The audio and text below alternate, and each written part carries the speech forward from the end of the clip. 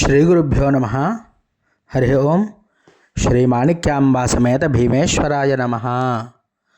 వాగర్ధావివ సంపృక్తౌ వాగర్ధ ప్రతిపత్తయే జగతః పితరౌ వందే పార్వతీ పరమేశ్వరో.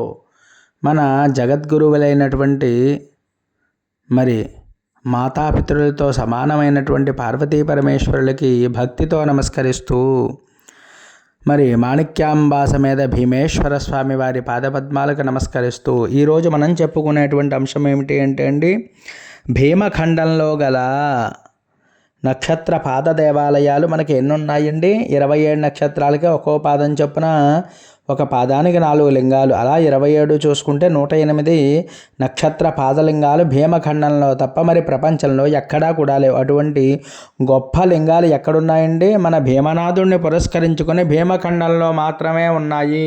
ఇంకా ప్రపంచ దేశాల్లో కానీ ప్రపంచం మొత్తం వెతికినా సరే నక్షత్ర పాదలింగాలు ఎక్కడా కూడా దొరకవండి మీకు. అంత అద్భుతమైనటువంటి క్షేత్రం మన భీమఖండము.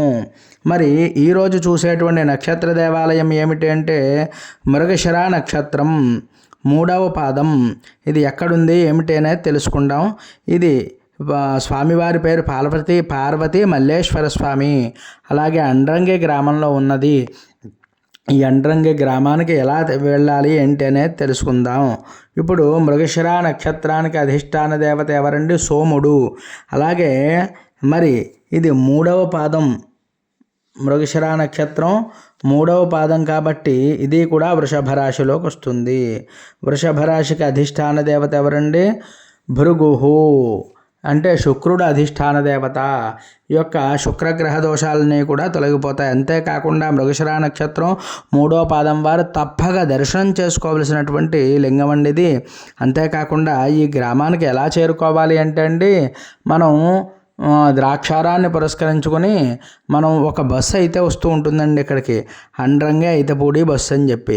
అది ఎక్కినట్లయితే అండ్రంగి వచ్చేయచ్చు. అక్కడ శివాలయం కొంచెం లోపలగా ఉంటుంది. ఎవరైనా అడిగితే తప్పకుండా చెప్తారు, ఎందుకంటే ఇది కొంచెం పల్లెటూరు కాబట్టి. ఇప్పుడైతే బస్సులు తిరుగుతున్నాయో లేదో అయితే నాకు తెలియదు, కానీ ఈ యొక్క రవాణా సౌకర్యం అనేది ఈ ఊర్లో వెళ్ళాలంటే కొంచెం ఇబ్బందిగా ఉంటుందండి. సొంత వెహికలే తప్పకుండా వెళ్ళవలసి ఉంటుంది. మరి ఎవరైతే భక్తి శ్రద్ధలతో స్వామివారిని కనుకను ఆరాధన చేస్తారో, అర్చన చేసుకుంటారో, దర్శనం చేసుకుంటారో వారందరికీ కూడా సంపూర్ణమైనటువంటి స్వామివారి అనుగ్రహం కలుగుతుంది అని చెప్పి మరి అలాగే ఇక్కడ కూడా వ్యాసుల వారు అర్చన చేశారండి. అంతేకాకుండా వ్యాస భగవానుడే కాకుండా అనేకమైనటువంటి మహర్షులు కూడా ఇక్కడికి వచ్చి తపస్సు చేసి, అంతేకాకుండా జపాన్ని చేసుకొని స్వామివారికి అభిషేకాన్ని చేసుకున్నారట. మరి అటువంటి పుణ్యక్షేత్రాల్లో మనం కూడా చేసినట్లయితే ఎన్నో జన్మల్లో చేసినటువంటి పాపం కూడా తొలగిపోతుంది. అంతేకాకుండా సంపూర్ణమైనటువంటి నక్షత్ర దేవత యొక్క అనుగ్రహం మనకి లభిస్తుంది. అందువల్ల ఈ మృగశిర నక్షత్ర జాతకులు తప్పకుండా ఈ క్షేత్రానికి వెళ్ళైతే దర్శనం చేసుకోవాలి. అప్పుడే ఈ యొక్క నక్షత్ర దోషాలని కూడా తొలగిపోవడమే కాకుండా మరి మన మృగశిర నక్షత్రానికి సంబంధించినటువంటి జాతకులు ఒక్కసారి దర్శనం చేసుకున్నంత మాత్రానే సంపూర్ణమైనటువంటి మనస్సు, అలాగే మరి విద్య కూడా లభిస్తుందండి. ఇక్కడ స్వామివారిని ఎవరైతే దర్శనం చేసుకుంటారో వాళ్ళకి చక్కనైనటువంటి విద్య మరియు జ్ఞానం, చక్కనైనటువంటి తెలివితేటలు కూడా ఉంటాయిటండి.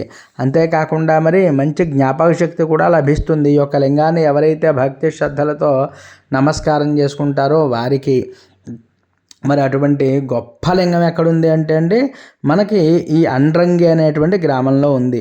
పార్వతీ మల్లేశ్వర స్వామి వారు. భక్తి శ్రద్ధలతో ఆరాధన చేసుకోండి. మరి వెళ్ళగలిగితే తప్పకుండా వెళ్ళి స్వామివారికి అయితే మీరు దర్శనం కానీ అభిషేకం కానీ చేసుకోండి. లేకపోతే మన వీడియో చూసి దర్శనం చేసుకోండి. ఇంకా ఎవరైనా దర్శనం చేసుకునేటువంటి వారు ఈ నక్షత్ర జాతకులు ఉంటే వారికి కూడా మరి మన వీడియో చేరేలా పెట్టండి. ఎందువల్ల అంటే ఆ పుణ్యంలో మనం కూడా భాగస్వాములు అవుతాము. అంతేకాకుండా మరి ఎవరైనా మన ఛానల్ ఇంకా సబ్స్క్రైబ్ చేయకపోతే సబ్స్క్రైబ్ చేయండి. ఈ వీడియో మీకు నచ్చినట్లయితే లైక్ చేయండి, అలాగే కామెంట్ చేయండి. మరి స్వామివారి యొక్క అనుగ్రహాన్ని తప్పకుండా పొందాలి అని చెప్పి కోరుకుంటున్నాను. హరి ఓం.